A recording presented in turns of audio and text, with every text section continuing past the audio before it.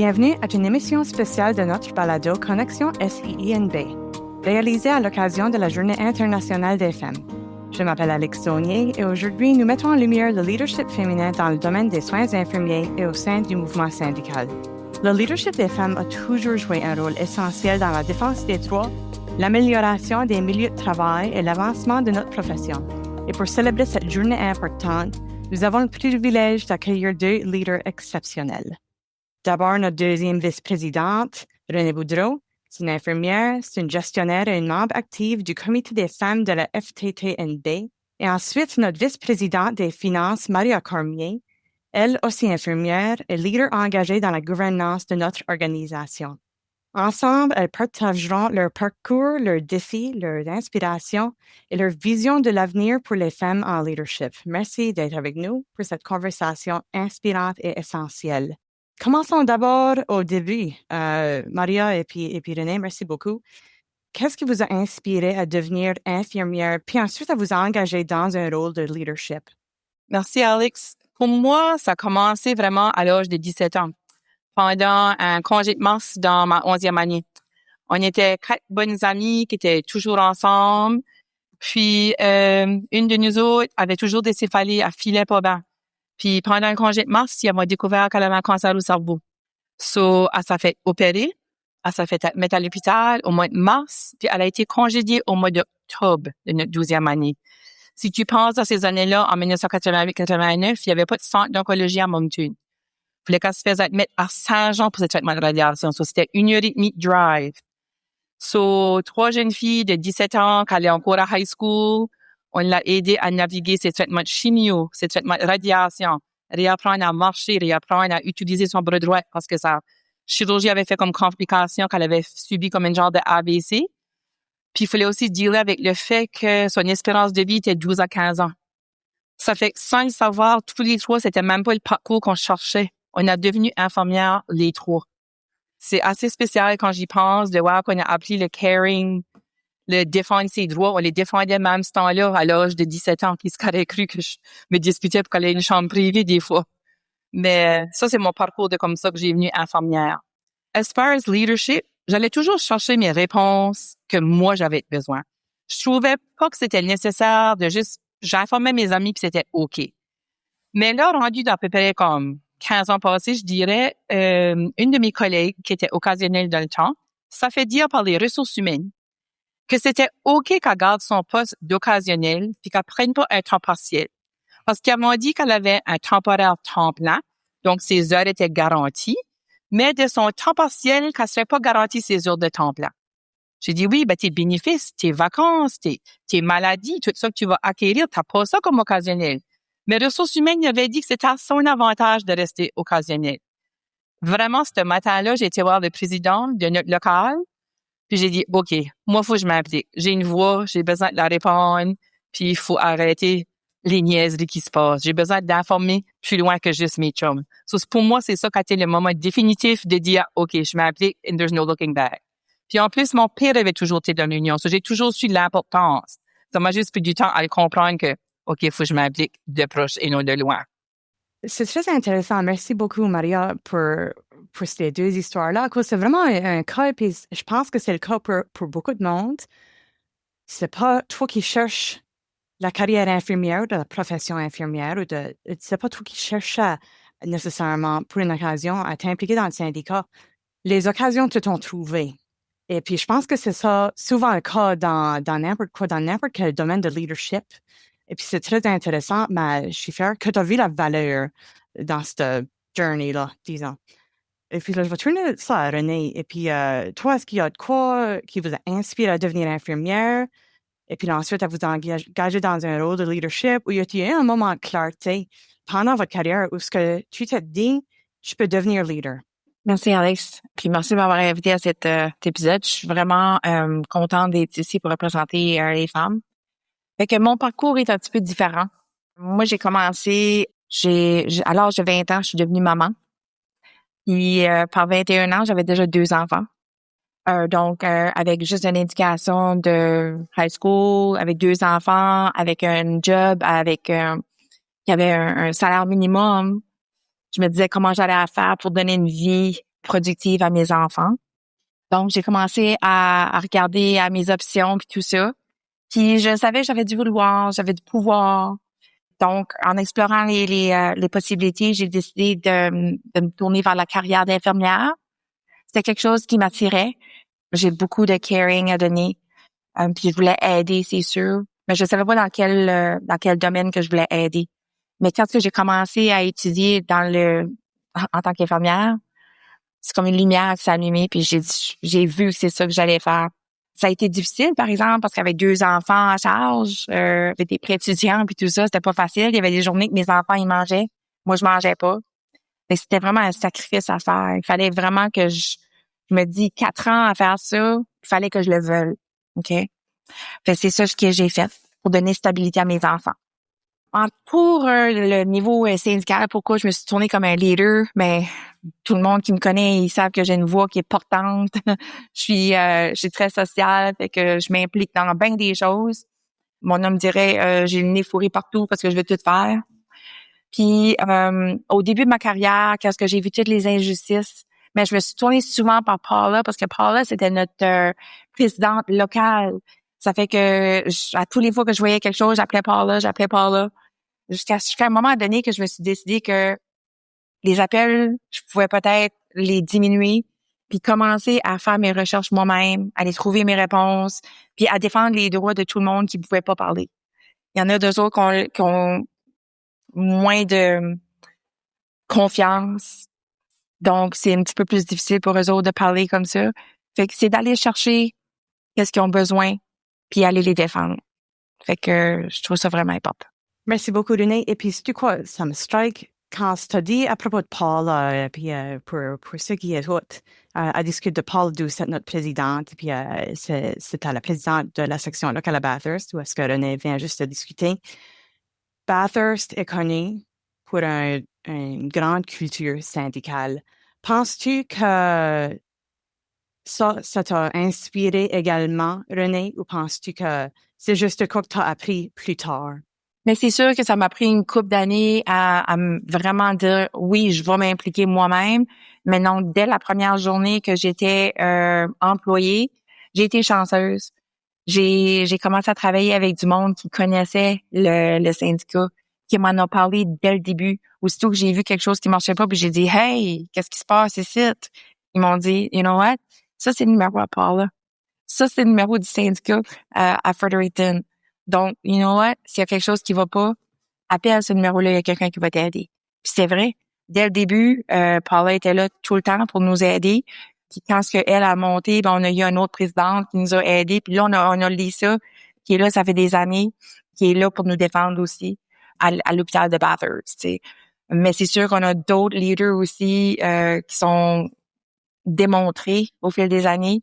Puis oui, c'est vrai que Bathurst a une culture de syndicale qui est très forte. J'en suis fière. Oui, puis c'est très bon à cause que ça que tu vois, et puis surtout dans ton histoire-là, c'est une culture syndicale où est-ce que les femmes s'appuient et les leaders s'appuient les unes les autres. C'est pas juste une personne, c'est à propos d'une culture de on va s'appuyer les unes les autres et puis on va soulever et puis on va rencontrer nos défis ensemble. Et puis je pense que c'est très important. Et puis en passant au sujet des défis, quels défis avez-vous rencontrés en tant que femme dans un rôle de leadership? Comment avez-vous navigué ces défis-là? Moi, je trouve que le plus gros défi, c'est de faire comprendre aux hommes que être un infirmière est une profession et pas une vocation.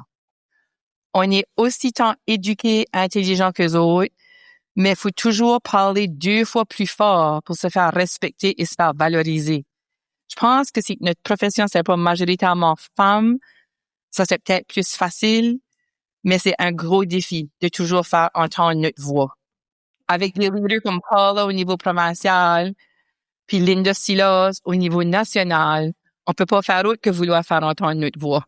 On comprend que notre voix porte beaucoup. Mais je trouve c'est ça que moi je trouve difficile, qu'ils croient encore que notre profession est pas une profession, mais une vocation de genre les Anna Florence Nightingale. Puis c'est 0 ça qu'on est, là. Tu as absolument raison. Et puis, on voit souvent le discours qui arrive autour de le sujet des soins infirmiers. C'est des anges sur terre. C'est ça qu'on entend au lieu de Ce sont des professionnels avec autant d'éducation, autant de capacités, autant de skills que n'importe quel autre professionnel des soins de santé. C'est dommage que ça me surprend pas que c'est encore le cas à cause qu'on le voit dans le discours autour des infirmières et des infirmiers. Et puis, vous le vivez, vous le témoignez. On va passer maintenant à propos de le leadership des femmes à l'extérieur de juste notre syndicat d'infirmiers et des infirmiers. Renée, est-ce qu'il y a du travail ou des développements au comité des femmes de la FTTNB qui t'excite à l'instant? Puis si tu pourrais juste donner un petit backgrounder sur quoi le comité des femmes fait au sein de la FTTNB. Oui, merci Alex. Vraiment, le comité des femmes, c'est exactement ça. C'est pour représenter les femmes dans le syndicat. Comme que nous, on est une union de plus de 8000 infirmières avec un pourcentage de 95% de femmes, ça fait un poids sur le lobbying. Ça fait que, en tant que membre du comité des femmes de la Fédération des travailleuses du Nouveau-Brunswick, à chaque année, on met en valeur une femme qui a travaillé très fort dans son syndicat. Puis, on fait un gala à tous les années où ce qu'on donne un prix de mérite à cette femme-là. Fait que cette année, cet événement-là, ça va être fait en octobre. On va avoir une femme spéciale qui va venir nous parler du travail inspirant qu'elle fait de jour en jour. Après ça, on va avoir un repas puis une danse. Puis c'est vraiment pour célébrer le travail de toutes les femmes. Puis c'est vraiment beau quand on voit ça parce que on voit qu'on a bien des alliés. Les hommes, ils viennent nous supporter dans ça. Ça fait que c'est beau de voir qu'il y a autant d'hommes que de femmes qui viennent supporter les femmes, qui démontrent beaucoup au sein de leur syndicat, puis aussi au sein de la province.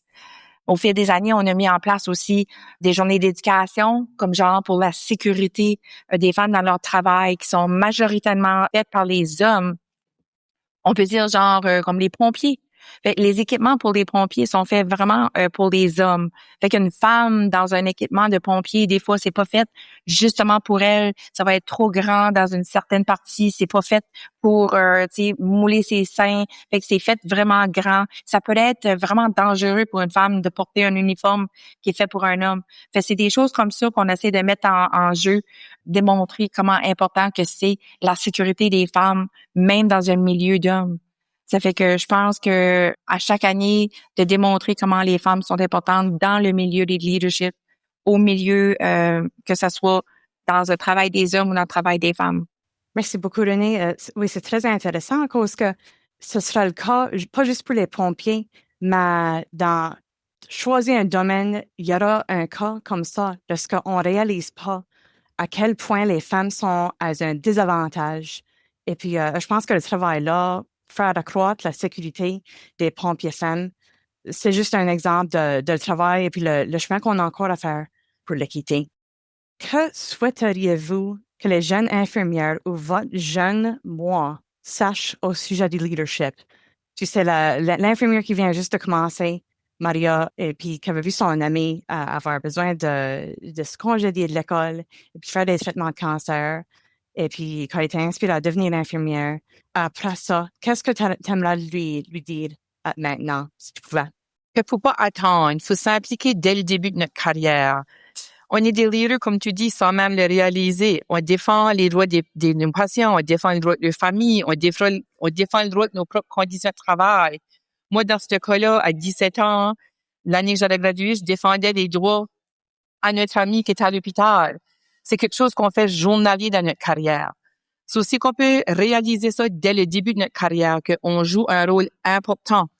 Mais commencer à s'éduquer puis plus s'informer davantage, on serait plus powerful comme union. Il n'y aurait pas des oui-dire ou des fait-dire, on serait plus éduqué. Parce qu'on le fait à tous les jours puis on ne réalise même pas. Ça garde l'intégrité aussi de notre profession et de comprendre l'importance aussi d'avoir des bons leaders. Absolument. Renée, as-tu de quoi ajouter? Oui, moi, j'aimerais juste dire que si on veut que les choses s'améliorent, il faut qu'on se batte. Puis il faut qu'on se batte ensemble. Mais il faut qu'on se batte pour un but commun. Pour avancer les choses, il faut qu'on trouve c'est quoi notre but puis qu'on se bat. Fait que au travail, il faut se tenir les uns les autres, comme que Maria a dit. Puis il faut s'aider. Il faut se supporter. Il faut supporter celles qui peuvent pas se défendre, celles qui peuvent pas parler. Il faut les tenir par la main puis les accompagner dans leur carrière, dans leur parcours. Absolument, c'est ça. C'est un très bon point parce que ce sera la seule façon qu'on peut parcourir le long chemin. Il faut le faire ensemble. On va passer maintenant à des points avant qu'on ferme la discussion. Que représente la Journée internationale des femmes pour vous, personnellement? Pour moi, c'est vraiment une journée qui célèbre l'accomplissement des femmes à tous les niveaux, que ce soit politique, culturel, socio-économique. Ça souligne le travail qui a été accompli. On a juste besoin de penser à l'équité salariale, à les droits de la femme dans les rôles de leadership, les droits de vote, les meilleures conditions de travail. Ça nous fait rappeler que notre voix a du pouvoir. Tout ça étant dit, ça me fait rappeler aussi le travail qu'on a à faire. Quand je regarde aux États-Unis, de penser qu'un seul homme a eu le pouvoir de renverser le droit de l'avortement sur un sujet qui touche juste les femmes. Ça me lève les cheveux, puis ça me lève le cœur de voir le travail qu'il faut refaire. Faut jamais arrêter, faut toujours persévérer parce qu'il faut pas prendre pour acquis de ce qu'on a eu, qu'on va toujours le garder. Sur la Journée internationale de la femme, ça me fait vraiment réaliser que oui, on a accompli beaucoup, mais on a beaucoup à accomplir, puis il faut pas oublier ce parti-là. Notre voix porte beaucoup, puis il faut continuer. Merci beaucoup, Maria, c'est très bien ça. Tu as absolument raison. Et puis on va voir ça maintenant à René. As-tu de quoi ajouter là? Moi, j'adore que Maria a mis l'emphase là-dessus sur le travail qu'on a fait, puis ça a reculé de nouveau, puis qu'on a perdu ce droit-là dans les États-Unis. C'est ridicule. Ça fait 115 ans cette année qu'on célèbre la Journée internationale des femmes. Fait que j'aimerais que le 8 mars cette année, toutes les femmes se célèbrent. Le Canada, on doit suivre les 27 autres pays qui, depuis 1922, ont accepté la Journée de la femme comme une journée de congé officielle. Alors, je pense qu'on a encore du travail à faire pour démontrer que les femmes, on est égales aux hommes. Absolument. Il n'y a rien que je peux ajouter à ça. Et puis, je vous remercie. Donc, on est rendu à la fin de l'émission. Et puis, de nouveau, on a réalisé cette émission à l'occasion de la Journée internationale des femmes. C'était une très grande discussion. On pourra discuter ça pendant des heures et des journées. Et puis, ça vaut la peine. Mais merci beaucoup pour avoir participé dans cette discussion pour notre balado. Les membres du SIINB vous remercient. Puis, je pense qu'ils vont beaucoup aimer ça. Merci beaucoup pour participer.